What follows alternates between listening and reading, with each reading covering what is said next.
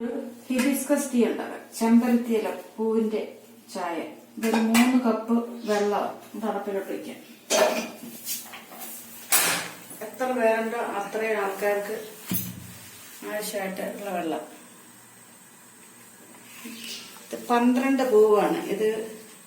5 പെറ്റലുള്ള ചെമ്പരത്തി പൂവാണ്. 12 പൂവുണ്ട്. ഞാനിപ്പോ 3 കപ്പ് ചായക്ക് 12 പൂവാണ്. ഇത് അങ്ങോട്ട് ഇടാം.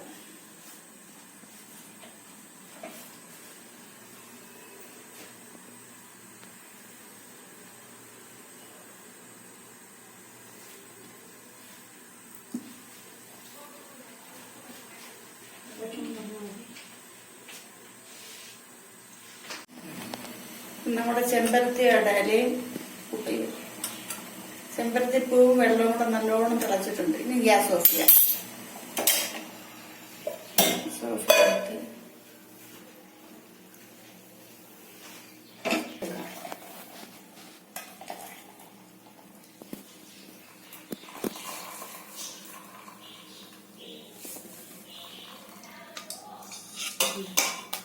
പൂവ്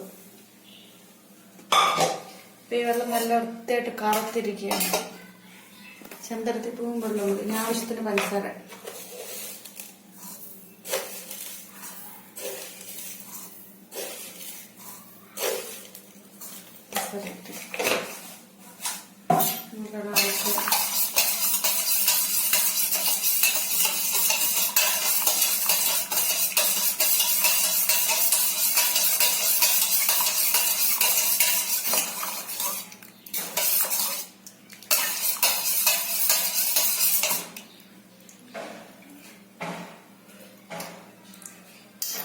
ഇപ്പം നമ്മുടെ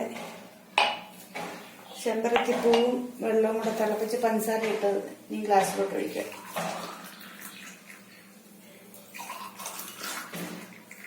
ഇപ്പം നല്ല കറുത്ത ചായ.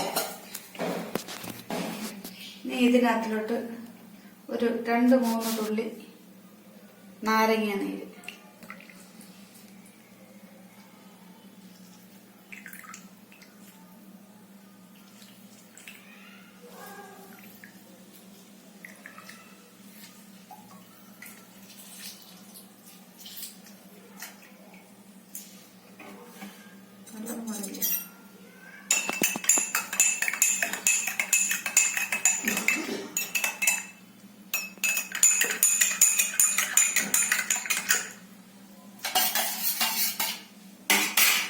ചെമ്പരത്തി ചായ റെഡി.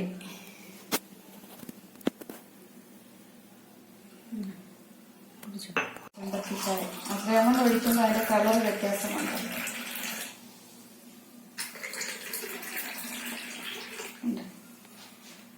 ഇത് തണുപ്പിച്ച് ഫ്രിഡ്ജിൽ വെച്ചാൽ ചെമ്പരത്തി ജ്യൂസ് ആവും.